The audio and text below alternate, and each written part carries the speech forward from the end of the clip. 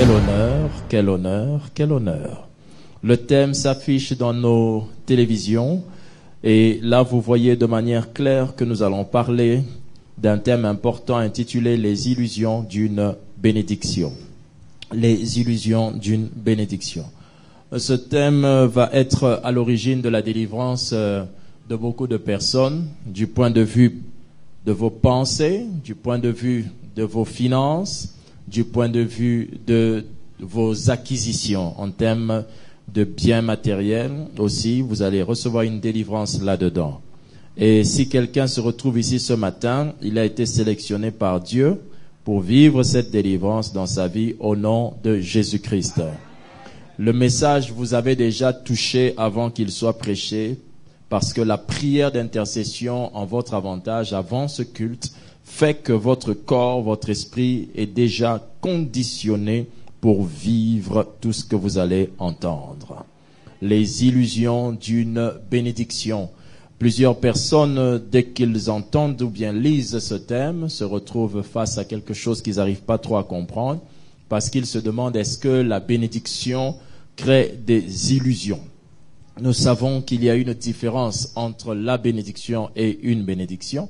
Nous l'avons déjà appris ici.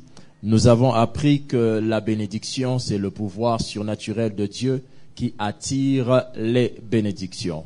Nous avons déjà dit ça ici et je tiens à le reprendre pour celui qui n'a jamais entendu, qu'il y a une différence entre la bénédiction et les bénédictions. Les bénédictions, c'est ce que vous appelez une ou des bénédictions. La bénédiction, elle est nommée avec un article défini pour dire que c'est une seule chose, une chose qui est précise, c'est une chose qui est déterminée, ça s'appelle la bénédiction. Il n'y en a pas deux, il n'y a que la bénédiction. Le seul pouvoir de Dieu qui attire les bienfaits matériels, spirituels dans la vie d'une personne ou bien de santé, le seul pouvoir de Dieu qui attire ces choses s'appelle la bénédiction. Maintenant, la bénédiction, ce pouvoir spirituel de Dieu qui attire les biens matériels, les biens de santé, les biens de l'âme, tout ce dont vous avez besoin, ce pouvoir qu'on appelle la bénédiction, lorsqu'elle attire dans votre vie, par exemple, une chose, cette chose est appelée une bénédiction. D'où la seule différence entre la bénédiction et une ou des bénédictions. Une bénédiction, elle est réelle, elle est palpable, elle se voit, elle se constate. La bénédiction, elle est spirituelle, elle est invisible. Elle peut être sur une personne sans que cette personne vive quelque chose qui vous épate. Il y a des gens qui ont reçu la bénédiction de Dieu, mais quand vous le regardez, il n'y a rien qui attire les regards. Cependant, cette personne est bénie de Dieu. La bénédiction de Dieu, c'est ce pouvoir surnaturel qui dort dans quelqu'un. Ça peut dormir des années sans pour autant vous faire voir quelque chose de particulier. Ça peut rester là et personne même ne vous prend au sérieux. Je me souviens des histoires des Saintes Écritures dans lesquelles, par exemple, on raconte l'histoire de Jephthé, l'histoire de Samson, l'histoire de Manoach. Toutes ces personnes ne savaient pas qu'ils avaient reçu la bénédiction de Dieu. Mais c'est après plusieurs années que Dieu a commencé à rendre visible la bénédiction par des bénédictions. Alors, ce matin, nous ne parlons pas des illusions de la bénédiction. Non, nous parlons des illusions d'une bénédiction, d'une chose que j'ai reçue de Dieu. Les illusions d'une chose que j'ai reçue de Dieu. Soit les illusions d'une chose que j'ai reçue, une maison que j'ai reçue de Dieu. Les illusions qui peuvent venir derrière une voiture que je reçois de Dieu, les illusions qui peuvent venir derrière une femme que je reçois de Dieu, les illusions qui peuvent venir derrière un mari que je reçois de Dieu, ces illusions-là, c'est de ça dont nous parlons. Vous comprendrez cela davantage dans le message, mais j'aimerais que vous puissiez donner un seul bon amen à cette parole ensemble. Amen. Qu'est-ce qu'une bénédiction? Une bénédiction est un avantage physique ou spirituel accordé par le concours de la grâce de Dieu. Une bénédiction, c'est un avantage, quelque chose qui vous est accordé et qui vous donne un pas de plus. C'est ce que nous entendons par un avantage. C'est un avantage, il peut être physique, il peut être spirituel, que Dieu vous accorde, et il vous l'accorde par le concours, l'assistance de ce que nous appelons la grâce de Dieu. Pourquoi nous le disons? Parce que la bénédiction, ou une bénédiction, allais-je dire, n'est pas mérite de vos efforts, n'est pas mérite de votre lieu de famille, votre source familiale. Une bénédiction est le produit de la grâce de Dieu. Amen. Est-ce que quelqu'un peut dire avec moi amen?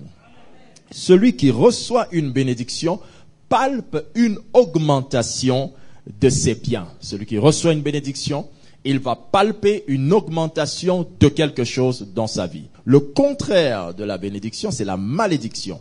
Et quand quelqu'un est sous la malédiction, il constate la régression. Quand quelqu'un est sous une bénédiction, quand Dieu lui donne une bénédiction, il constate une augmentation. Est-ce que quelqu'un a compris cela? Par le fait seulement de ne pas comprendre les choses, fait aussi que vous aurez du mal à pouvoir vivre les choses. Peut-être vous êtes en train de vivre une chose, mais vous n'arrivez pas à discerner que vous vivez la chose, d'où vous ne donnez pas à Dieu l'action de grâce. Et le fait que vous ne donnez pas à Dieu l'action de grâce, vous bloquez le déroulement, vous bloquez les augmentations, vous bloquez d'autres nouvelles choses. Mais quand on connaît, quand on comprend ce que la Bible veut dire, on sait dire à Dieu merci même quand les choses sont petites. On sait dire à Dieu merci même quand les choses sont au début. On n'attend pas que tout le monde le remarque, mais nous-mêmes, nous pouvons rendre gloire à Dieu pour les faibles commencements. Amen. Celui qui reçoit une bénédiction reçoit une amélioration des conditions de vie. Lorsque votre vie commence à s'améliorer, les conditions de vie, vous savez c'est quoi les conditions de vie? L'ensemble des éléments qui entrent et concourent au bien-être de l'homme sur terre.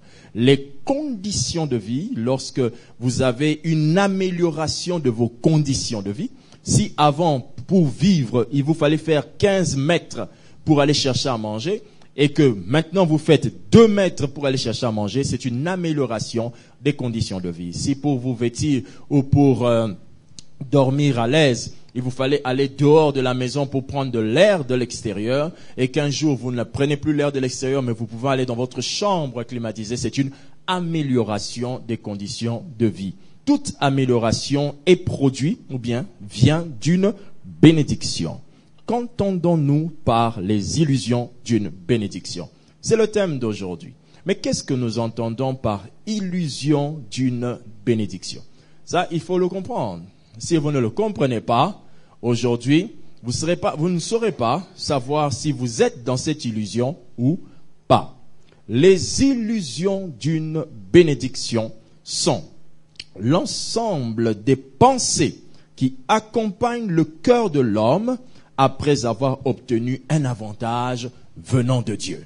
L'ensemble des pensées qui animent le cœur de l'homme après avoir obtenu un avantage de Dieu, ce sont des illusions. Exemple, quelqu'un vient de recevoir une voiture, il vient de recevoir une maison. Au prochain culte, je parlerai beaucoup, quelqu'un vient de recevoir une femme ou un mari pour qu'il puisse centrer le message sur leur réalité. Les illusions d'une bénédiction sont l'ensemble des pensées qui accompagnent le cœur de l'homme après avoir obtenu un avantage venant de Dieu. Je te donne un exemple. Quelqu'un vient de recevoir une maison ou une voiture. Il reçoit un bien et lorsqu'il reçoit ça, il commence à se dire que vraiment, moi, je ne suis plus le même homme. En tout cas, moi, j'ai percé. Je ne suis plus comme les autres, j'ai percé. En tout cas, c'est fini. Moi, je suis un homme particulier. Je suis un homme spécial. Cet ensemble de pensées qui est en train d'animer votre cœur quand vous êtes en présence d'une bénédiction, ce sont des illusions. Plusieurs de ceux qui ont obtenu ce que vous cherchez aujourd'hui l'ont perdu après. Donc, même quand vous cherchez une chose aujourd'hui, ne pensez pas que quand vous l'obtiendrez, cette chose-là fera de vous nécessairement quelqu'un de différent. Ce que vous avez ne changera pas nécessairement ce que vous êtes. C'est pourquoi quand quelqu'un a une bénédiction, les pensées qui l'animent sont souvent fausses. Quand il a une bénédiction, c'est comme certaines personnes, dès qu'ils trouvent une fiancée, ils commencent à se dire, ma vie est arrangée, j'ai une bonne vie maintenant. ma vie ne sera plus jamais la même, j'ai trouvé la femme de ma vie. N'est-ce pas? Vous le remarquez. Il est tout joyeux, très très très joyeux. Ce sont des illusions. Quelque temps plus tard, il va se rendre compte que le beau garçon qu'il avait rencontré n'est pas celui qu'il espérait être. Est-ce que quelqu'un me suit? Dis à ton voisin, es-tu une illusion pour moi? Alléluia. Les illusions d'une bénédiction. Beaucoup de gens, même une église est une bénédiction. Et vous pouvez vous faire des illusions sur une église. Parce que quand vous arrivez, vous êtes invité dans une église, vous écoutez un beau message, vous dites, cette église est l'église de Dieu. Et le jour où on vous prêche un message qui vous blesse, vous dites, ce pasteur n'est pas de Dieu. Donc, ce que vous aviez dit au départ était une illusion. La plupart d'entre nous, face à une bénédiction, nous sémons dans notre cœur des illusions. De manière directe, nous avons l'habitude, dès qu'on est sous une bénédiction, on commence à penser à autre chose.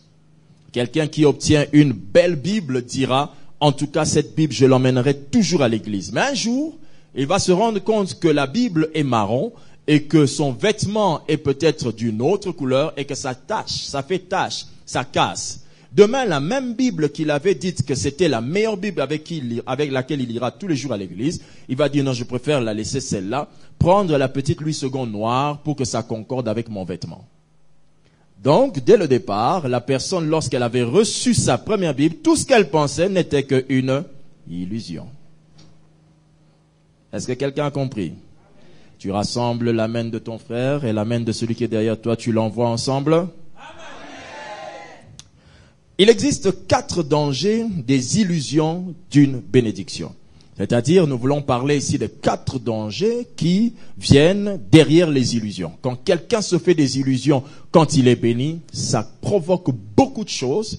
Et voilà les 4 choses, je vous en supplie, allez les méditer à la maison. Très important. Première chose qui est un danger lorsque quelqu'un reçoit une bénédiction. Voici une des choses que produit cette illusion et qui est un très grand danger. Première chose, lorsqu'une personne est tombée dans l'illusion d'une bénédiction, elle considère sa relation avec Dieu en fonction de ce qu'il lui donne. Lorsqu'une personne est tombée dans l'illusion de bénédiction, elle considère sa relation avec Dieu en fonction de ce qui lui donne. Donc, quand quelqu'un reçoit une bénédiction, très souvent, l'homme s'attache à ce qu'il reçoit et commence à imaginer que toute sa relation avec la personne de Dieu est en fonction des choses qu'il doit recevoir ou ne pas recevoir. Au point que certaines personnes, quand ces derniers temps, vous ne recevez plus certaines choses, vous dites que Dieu n'est plus là. Pourquoi vous le dites ainsi? Parce que vous avez pris l'habitude de tomber dans l'illusion de croire que quand j'obtiens une chose, donc Dieu est là. Quand je n'obtiens pas la chose, donc Dieu n'est pas là. Je vous signale que le Dieu qui avait parlé à Abraham en lui disant prends ton fils, et le Dieu qui lui a dit aussi tue ton fils. Ce Dieu-là, quand il lui a dit prends ton fils, Abraham a dû dire Dieu vient de me parler. Quand Dieu lui a dit tue ton fils, Abraham pouvait aussi dire ça ce n'est pas Dieu. C'est notre façon à nous de se comporter. Nous avons une illusion que nous mettons derrière une chose que nous obtenons. Et quand on a reçu une chose de Dieu et qu'on commence à se faire des illusions, des pensées selon nous, alors nous commençons à croire qu'à chaque fois que Dieu nous donne cette chose, cela prouve qu'il est là. À chaque fois que Dieu nous prive de cette chose, cela prouve qu'il n'est pas là. C'est une erreur grave, un danger qui vient des personnes, qui se manifeste dans la vie des personnes qui sont tombées dans l'illusion d'une bénédiction. Certains, quand Dieu le sépare d'un frère qui voulait t'épouser, tu dis, ah Dieu, pourquoi me fais-tu ça? Voilà. Parce que pour nous, nous considérons que Dieu, ma relation avec Dieu, c'est si Dieu avait permis que ça marche. Voyez-vous? C'est une illusion. Dis à ton frère, écoute attentivement. La Bible dit dans Marc 9, 47, et si ton œil est pour toi une occasion de chute, arrache-le. Mieux vaut pour toi entrer dans le royaume de Dieu n'ayant qu'un œil que d'avoir deux yeux et d'être jeté dans la géhenne. Donc, Dieu enseigne dans ce texte que il y a des choses qui peuvent, ton œil, la Bible dit ton œil, la Bible ne dit pas si ta maison, la Bible dit si ton œil, une chose que tu as reçue sans demander. Si ton œil est une occasion de chute, arrache. À combien plus forte raison, si une chose que Dieu t'a donnée sans que tu ne demandes, il te dit sois toujours prêt à l'abandonner pour moi, à combien plus forte raison, une maison, une voiture, une femme, un homme qui te fait la cour. Je ne parle pas d'un époux ni d'une épouse. Je parle d'un homme qui te fait la cour. Alléluia. Non, il m'avait promis, Dieu, pourquoi ça ne marche toujours pas? Il t'avait promis. Le seul qui a dit que je suis fidèle et je reste fidèle, c'est Dieu. Ton copain ne te l'a jamais dit. Et crois-moi, la fidélité n'est pas l'habitude des hommes. C'est un fruit de l'esprit, c'est une manifestation de l'esprit. Amen. Je t'entends pas dire bien amen. Amen. Le deuxième danger, lorsqu'une personne est tombée dans l'illusion d'une bénédiction, il définit sa vie en fonction de ce qu'il a et non de ce qu'il est. Lorsqu'une personne est tombée dans l'illusion d'une bénédiction, il définit ou elle définit sa vie en fonction de quoi? De ce qu'elle a et non de ce qu'elle est. Quand quelqu'un est tombé dans l'illusion d'une bénédiction, quand la bénédiction, tu commences à mal la comprendre, tu penses qu'elle est la source, tu penses que c'est le départ, tu penses que c'est spécial, tu penses que je ne sais pas quoi, et tu commences à te prendre pour je ne sais pas qui, quand tu tombes dans cette erreur, tu vas commencer à définir ta vie en fonction de ce que tu as. Moi j'ai. Lorsque Jésus est arrivé, il a dit qu'il est le Fils de Dieu. Lorsque Dieu a parlé à Moïse, il a dit, dis-leur que je suis t'a envoyé et non pas j'ai t'a envoyé. Ce n'est pas ce que Dieu a qui a fait ce que Dieu est. C'est ce que Dieu est qui a produit ce que Dieu a. Alors, lorsque Dieu se révèle, il se révèle en tant que je suis, pour dire que moi, ma relation avec toi est fonction de ce que je suis et non pas de ce que je te donne. Est-ce que quelqu'un me suit?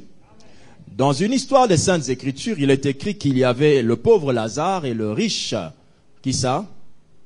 Le pauvre Lazare et l'homme riche. On n'avait pas cité son prénom, le monsieur, hein? Faut que je le cherche. Le pauvre Lazare mourut, il alla dans le sein d'Abraham, et le riche homme alla dans un lieu de tourment. La Bible enseigne dans ce texte-là que l'homme pauvre, lorsqu'il était dans la joie et la paix, il est écrit dans les Saintes Écritures que on dit à cet homme riche, le pauvre de l'autre côté, à l'homme riche qui était allé maintenant dans le lieu de tourment, il dit, mais pourquoi lui il est là-bas? On lui dit, tu as reçu des biens sur terre. Maintenant, lui, laisse-lui recevoir. Comment est-ce que Dieu peut-il dire, tu as reçu des biens sur terre et il te prive le royaume? C'est pour vous dire, frères, dans le Seigneur, faites très attention. Ne laissez pas les bénédictions que vous recevez devenir des catalyseurs de votre relation avec Dieu. Quelqu'un me suit attentivement? La présence de Dieu produit la puissance de Dieu. Ce n'est pas la puissance de Dieu qui produit la présence de Dieu. Est-ce que quelqu'un me comprend? Quelqu'un me comprend? Quelqu'un peut être puissant, mais c'est le diable qui est avec lui. Amen. Mais la puissance de Dieu, elle est le résultat de la présence de Dieu. Amen. Ce qui vient avant entre la puissance et la présence, c'est quoi? La présence. J'entends quelqu'un dire amen. Troisième danger. Lorsqu'une personne est tombée dans l'illusion d'une bénédiction, ce qu'elle reçoit devient une pierre d'achoppement pour les autres. Lorsqu'une personne est tombée dans l'illusion des bénédictions, c'est-à-dire, tu as reçu une bénédiction de Dieu, et ça commence à s'aimer en toi des pensées qui te prennent pour je ne sais pas qui, pour je ne sais pas quoi, pour je ne sais pas. Non. Quand tu commences quand tu reçois une bénédiction et que cette bénédiction t'a emmené dans l'erreur, tu vas remarquer que tu deviendras une pierre d'achoppement pour les autres. Tu vas commencer à mal parler aux gens. Tu vas commencer à mal te comporter devant les gens. Tu vas commencer à toujours parler aux gens en commençant à parler de toi. Pour parler de quelqu'un, tu commenceras toujours à parler de toi. Vous savez, moi, mais vous, j'ai remarqué, vous voyez, vous deviendrez une pierre d'achoppement. Dieu vous a béni, il vous a donné quelque chose. Quand vous êtes tombé dans les illusions, dans les mauvaises pensées qui accompagnent une bénédiction, vous remarquerez que vous commencerez à être une pierre d'achoppement pour les autres. Vous commencerez à parler toujours en commençant par vous et vous parlez d'une autre personne. Moi, vraiment, je ne vous comprends pas. Moi, j'ai. Alléluia. Alléluia. Est-ce que quelqu'un me comprend? Quand votre richesse ne fait pas pécher quelqu'un, alors là, vous savez gérer une bénédiction pour ne pas qu'elle devienne une source d'achoppement, une pierre d'achoppement. Quelqu'un me suit? Alléluia. Exemple, quelqu'un reçoit une très belle femme, alléluia, et quand il descend avec sa femme de la voiture, amen, il tient sa femme très bien, c'est bien de tenir sa femme, mais regardez ce qu'il fait après. Après, il jette un regard sur les autres femmes, il fait, voyez-vous, il commence à faire de sa bénédiction une pierre d'achoppement pour les autres. Est-ce que quelqu'un me comprend? Bon, je n'ai pas dit que vous n'avez pas une belle femme. Je n'ai pas dit qu'il faut frimer avec les belles femmes. Faites des fiers avec votre femme comme vous le voulez, mais ne blessez pas les autres femmes en les comparant à votre femme. Car le seul plateau, le seul podium sur lequel une seule miss défile, c'est le mariage. Amen. Le seul endroit où il y a que ta femme qui défile et à la fin tu n'as pas le choix. Tu dois seulement lui donner la couronne du mariage, la couronne de la miss. Tu dis que tu es la miss de ma vie parce qu'elle était la seule à défiler. Amen. Alléluia. Ta bénédiction donc ne doit pas devenir une pierre d'achoppement. Quand elle devient une pierre d'achoppement, c'est toi qui es sous le poids des mauvaises pensées qu'on appelle les illusions d'une bénédiction. Nous continuons ce message avec le pasteur Lévy juste après cette pause. Restez connectés et que Dieu vous bénisse. Une terre à nous. Élargissons le champ de la mission. Un espace pour le temple, un espace pour nos locaux administratifs, un espace pour une école et un espace pour une imagerie. Ces 4 grandes actions, ces 4 grandes branches seront toutes à l'intérieur de notre grand espace que nous voulons acquérir. Que Dieu vous bénisse déjà, parce que je sais qu'en vous lançant dans cette grande opération achat parcelle, vous participez non seulement à l'achat de cette parcelle, mais vous participez aussi à votre propre bénédiction. Alors, n'attendons pas, entrons ensemble et mobilisons-nous pour réaliser cet objectif commun qu'est d'avoir une terre à nous. Que Dieu vous bénisse.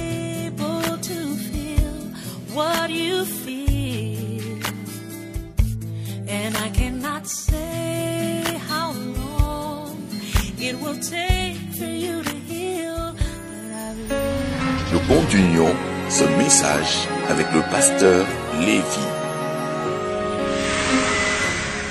Je peux continuer? Très bien. 4, enfin. Je vous donne un texte pour le 3e point. Hein. 1 Corinthiens 8, 9.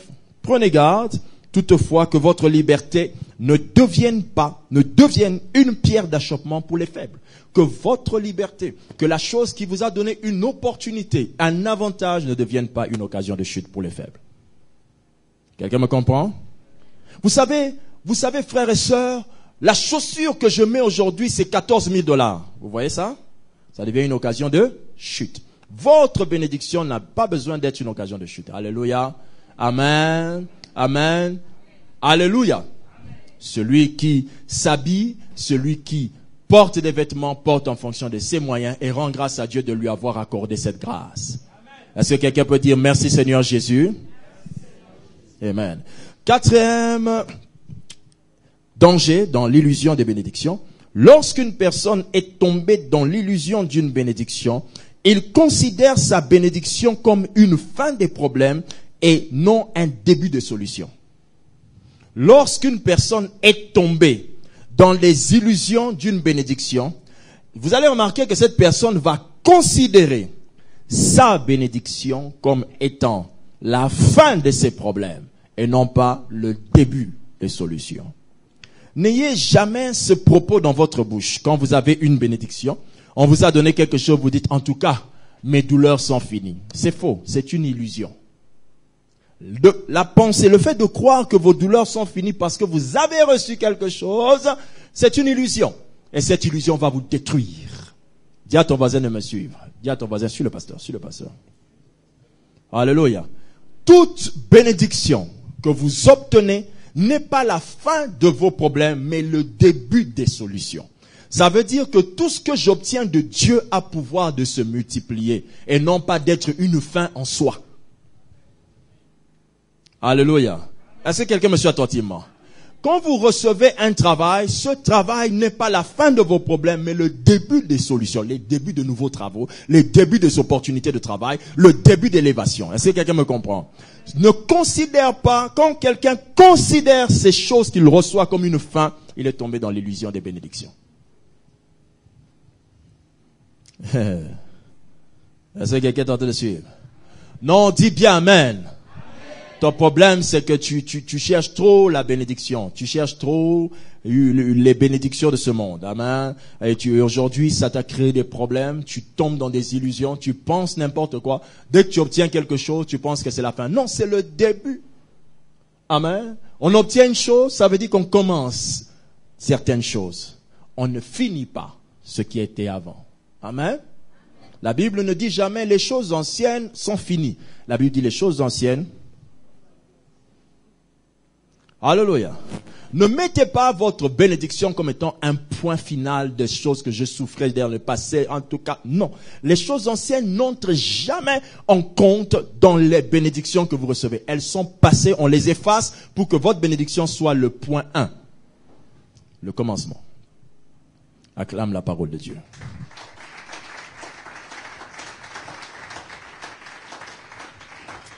Alléluia. Finissons ce beau message. Que faire pour éviter que la bénédiction, que les choses que nous recevons de Dieu créent en nous une illusion? Alléluia. Que faire pour éviter que une bénédiction crée en nous une illusion? 1. Ce que je veux dire ici, ça s'appelle un héritage de famille. Un héritage de famille. Si vous voulez, à votre place, je ferai graver ça sur un bois et je le mets dans ma maison, dans le couloir de votre maison. Comme je sais que le couloir de votre maison est approximativement 25 mètres de couloir de long, je sais que c'est comme ça chez vous. Vous avez remarqué que ce n'est pas comme ça chez vous, parce que personne n'a dit Amen. Donc, bref, comme je sais que ton couloir est long, Amen, tu pourras commencer à mettre les points au fur et à mesure. Quand tu mets 7 points sur des panneaux de 4 mètres, tu as au moins 28 mètres de couloir, si je ne me trompe pas. C'est bien ça? Je sais que votre couloir peut faire approximativement 28 mètres. Vous pourrez mettre ça. Ça ira? Les gens se sont dit, pasteur a parlé de l'illusion de bénédiction. Non. Ce n'est pas de ça dont je parle, c'est pas ce que je voulais dire. Là, tu parles d'une chose que tu vas avoir. La bénédiction, le pouvoir, les illusions d'une bénédiction, je parle d'une chose que tu as reçue et qui te fait mal penser. Alléluia. Très bien. Que faire pour éviter qu'une bénédiction crée des illusions? 1. Ne limitez pas votre vie en comparant votre bénédiction à votre passé, mais comparez-la à votre futur. Ne limitez pas votre vie en comparant votre bénédiction à votre passé, mais comparez-la à votre futur. Quiconque, quand il reçoit une bénédiction, commence à comparer sa vie avec le passé rend grâce à Dieu. Mais quiconque reçoit une bénédiction et compare sa bénédiction avec son futur, cherche Dieu.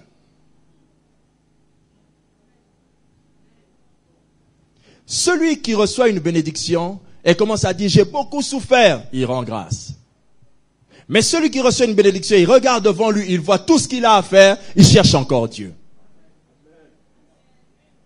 C'est pourquoi l'orgueilleux prend sa bénédiction et regarde au passé. L'humble prend sa bénédiction et regarde au futur.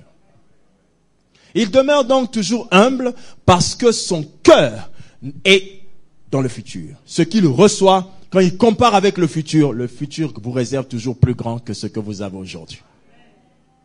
Amen. C'est pourquoi quelqu'un qui peut-être, comme nos frères qui ont prêché pendant le charisme, vous avez bien prêché, si cela existe encore dans votre tête, vous êtes envoûté.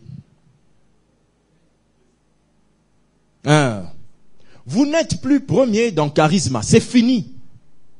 Frère Joël n'est plus premier dans charisme, c'est fini. C'est passé. Le jour où il a reçu, il a rendu grâce en regardant vers le passé, mais quand il s'est retourné, il a regardé le futur, il a dit je ne prêche pas encore. Alléluia. Les chantres de même, les prédicateurs comme nous de même, les je ne sais pas qui, tout ce que vous faites. Considérez toujours tout ce que vous avez. Quand vous prenez ce que vous avez, que vous commencez à considérer d'où vous venez, vous rendez grâce. Mais quand vous regardez où vous allez, vous cherchez Dieu. Job 8:7 dit ceci.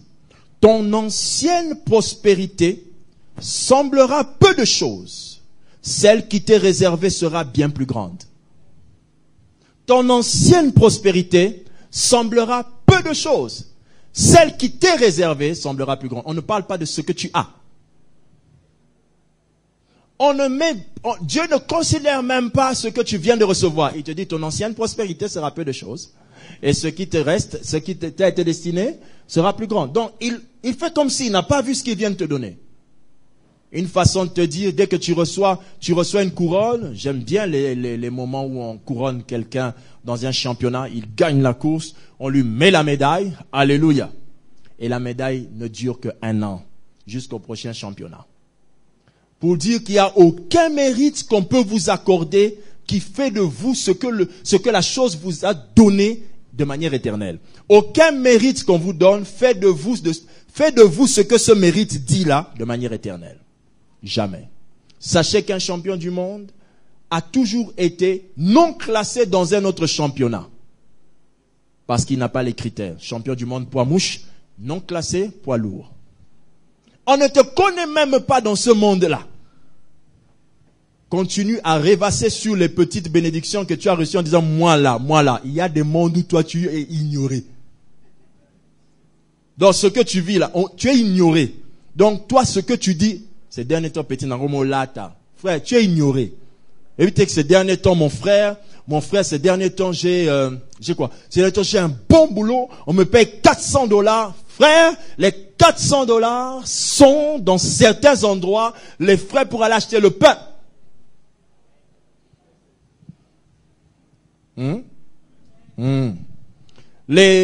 Ton salaire chez d'autres personnes, c'est le salaire du capital, de la sentinelle. Le salaire que vous avez là. Ce qui te fait dire Hallelujah, Mando Brosi Gadayaga. Frère, il y a des choses pour lesquelles je me demande comment vous avez encore à prier en langue pour ça. Je ne peux pas prier en langue pour une chose qui est venue satisfaire un besoin pour un temps. Je prie en langue pour des choses qui vont me faire entrer dans la volonté de Dieu. Je vais en parler tout à l'heure. Deuxième point, deuxième chose à faire pour éviter qu'une bénédiction crée en vous une illusion. Alléluia, j'entends quelqu'un dire illusion. Il y a quelqu'un qui a dit quelque part que là où il y a pas de fumée sans feu. Alléluia. Mais il n'y a pas de fumée, il n'y a pas nécessairement de fumée. Si je veux dire c'est quoi? Il n'y a pas de fumée sans feu. Très bien. Mais qui vous prouve que là où il y a une fumée, c'est qu'il y a le feu? Qui a dit ça? La question à se poser, c'est dans quel état est ce feu-là? Tout feu qui brase, qui brase abondamment, ne met pas la fumée blanchâtre. La fumée sera noirâtre. Mais quand vous avez des fumées d'un feu qui est éteint, peut-être chez vous, la fumée qu'on voit, c'est un feu qui est éteint.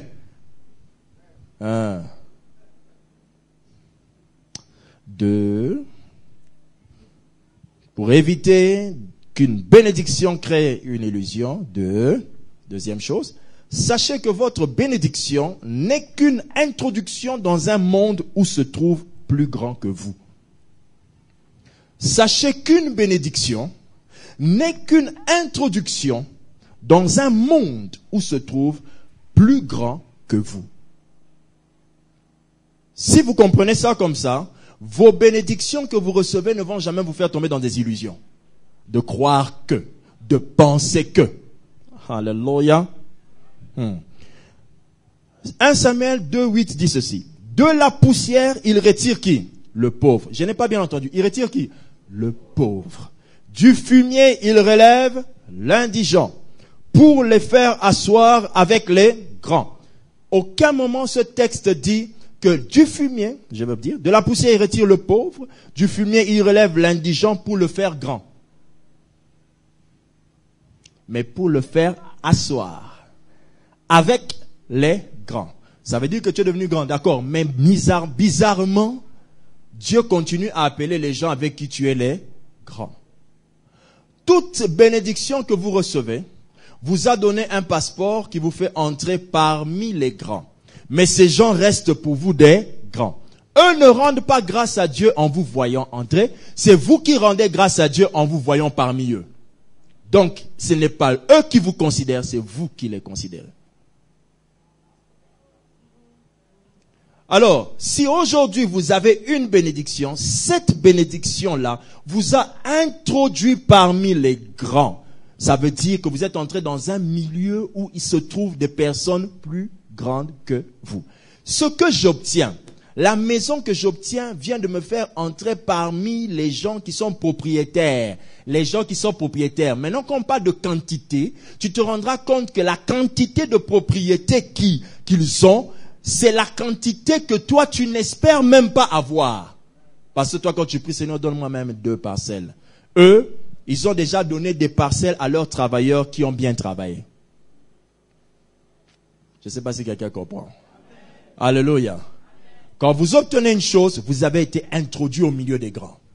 Certaines personnes parlent et elles disent, j'ai donné une voiture à mon frère. J'entends quelqu'un dire amen. Oui, il faut rendre grâce à Dieu pour ça. C'est une bonne chose. Il faut donner ta voiture à ton frère.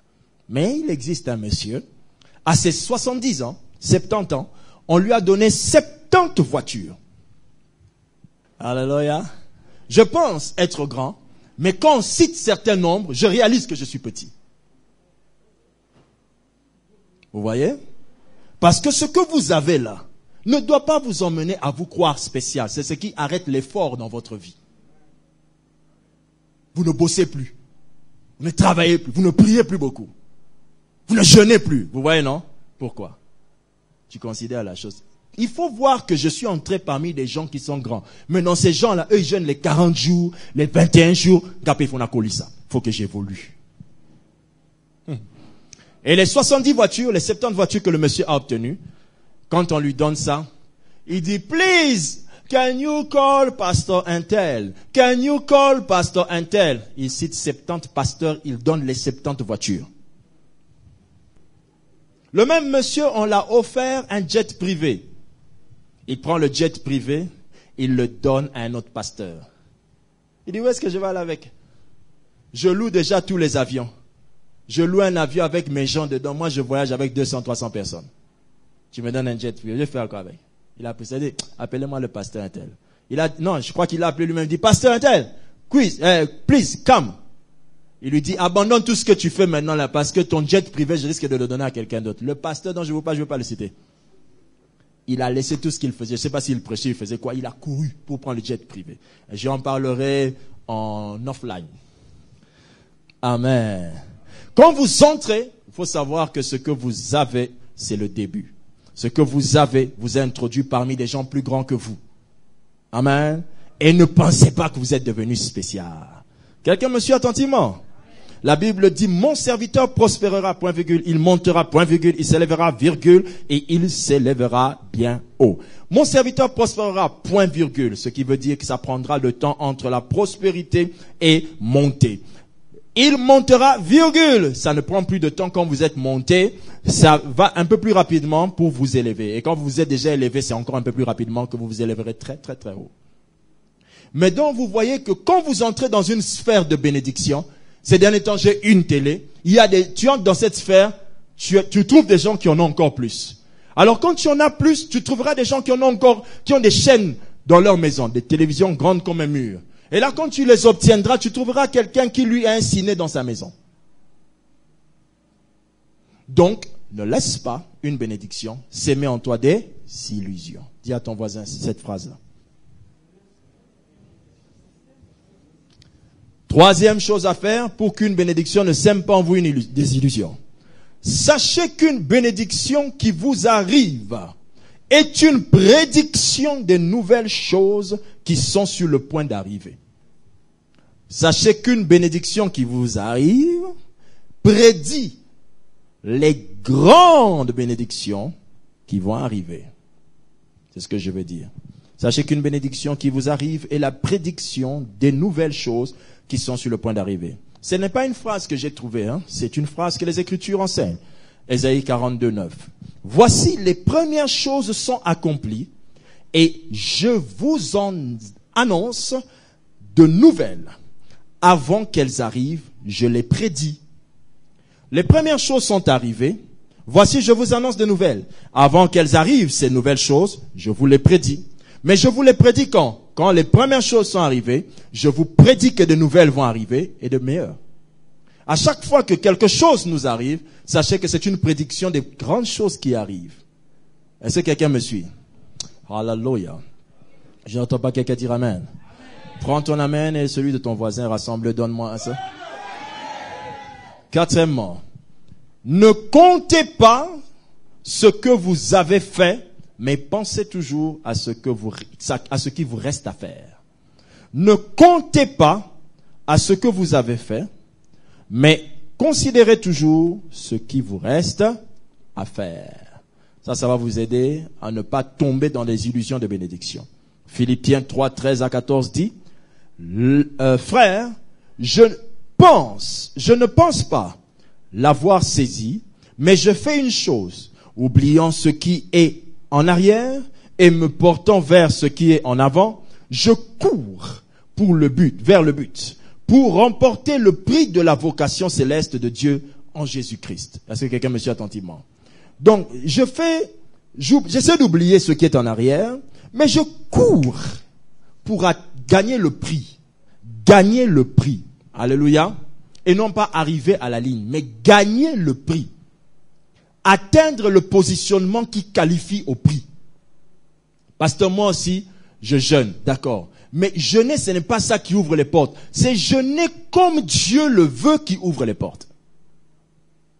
Gagner le prix, je cours, j'obtiens quelque chose, merci Seigneur Jésus pour cette chose. Maintenant j'oublie, je regarde en avant, je me dis, je commence à courir pour atteindre les choses qui me restent à faire. C'est pourquoi je vous en supplie, la plupart des orgueilleux sont ceux qui ne connaissent pas la volonté de Dieu pour leur vie. Amen. Est-ce que quelqu'un me suit attentivement? Je vais finir ce message. 5e et dernier point pour ce message. Ne limitez pas Dieu à ce qu'il a fait pour vous, mais cherchez ce qu'il veut faire de vous. Ne limitez pas Dieu à ce qu'il a fait pour vous, mais cherchez ce qu'il veut faire de vous. Alléluia. Écoute attentivement. Ce que Dieu a fait pour vous est différent de ce que Dieu veut faire de vous. Je lis un texte pour comprendre. Genèse 48, 4. Il m'a dit, je te rends fécond. C'est ce que je fais pour toi. Je te multiplierai. Et je ferai de toi une multitude de peuples. Je donnerai ce pays et ta postérité après toi. À ta postérité après toi. Pour qu'elle elle le possède à toujours. Ici, il dit ceci. Je te rendrai fécond. C'est ce qu'il fait. Je te multiplierai. Mais après, il dit, je ferai de toi. Ce que Dieu vous donne, c'est une bénédiction. Mais ce que Dieu fait de vous, vous garde afin que ce que vous obtenez ne vous monte pas dans la tête. Mon objectif, ce n'est pas ce que Dieu me donne, mais ce que Dieu fait de moi. Ce que vous avez ne vous donne pas nécessairement une signification. Mais quand Dieu décide de faire de vous quelqu'un, alors votre vie devient significative. Vous devenez une signification pour d'autres. Quelqu'un me suit? Plusieurs femmes enfantent, mais plusieurs femmes enfantent, n'est-ce pas? C'est Sarah qui enfante, mais c'est Abraham qui a une signification. Pour vous dire que ce n'est pas parce qu'une chose passe par vous, que vous l'avez touchée, que vous avez une signification. Vous devez chercher, non pas à obtenir les choses, mais que Dieu puisse faire de vous une signification. Alors là, les choses deviendront des héritages pour d'autres personnes. Alléluia. Toutes les fois, je vais enseigner ça bientôt, toutes les fois qu'on atteint une grande sainteté dans la prospérité, on s'en débarrasse. Je l'ai dit hier. Ce n'est pas un pauvre qui a dit vanité des vanités. C'est l'homme le plus riche que l'humanité a compris qui a dit vanité des vanités. Car la vanité est le constat des riches et non des pauvres. Les pauvres pensent que ce que les riches appellent vanité est un besoin et une recherche. Mais les riches appellent ça vanité car ils se rendent compte que la vraie richesse, ce n'est pas de détenir les biens matériels, mais c'est d'avoir Christ en soi. C'est une dimension de richesse.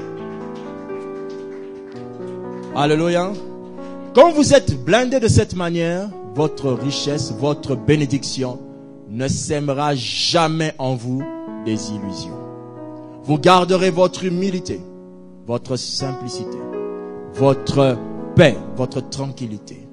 Parce que vous avez compris une chose. Ce que j'obtiens de Dieu est une très bonne chose. Je rends grâce. Mais ce que Dieu me promet, ce que Dieu veut faire avec moi est plus grand. Baisse ta tête pour que je puisse proclamer sur toi. Dans le nom de Jésus, que Dieu mette en toi le désir de toujours regarder devant toi et ne jamais t'arrêter. Au nom du Seigneur Jésus, je déclare que tout ce que vous avez reçu de Dieu vous introduit dans les lieux où Dieu veut vous emmener. Je déclare au nom de Jésus que ta place est parmi les grands au nom de Jésus-Christ.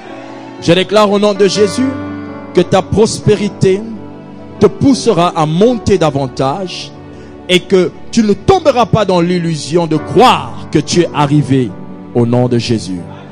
Que Dieu t'élève, que Dieu te révèle, les grandes bénédictions qui se cachent derrière les petites bénédictions que tu as reçues au nom de Jésus. Je déclare que de bonnes nouvelles et de bonnes choses t'arrivent au nom de Jésus-Christ. Que Dieu brise l'orgueil en toi qui t'empêche de voir tout ce que Dieu reste à faire dans ta vie au nom de Jésus-Christ. Ne t'arrête pas en chemin, mais cours vers le but et remporte le prix de ta vocation céleste en Dieu par Jésus-Christ au nom de Jésus-Christ. Je déclare que votre vie ne s'arrêtera pas à ce que Dieu a fait pour vous, mais que Dieu fera en sorte que votre vie devienne une signification pour d'autres. Que Dieu fasse de toi une multitude de peuples.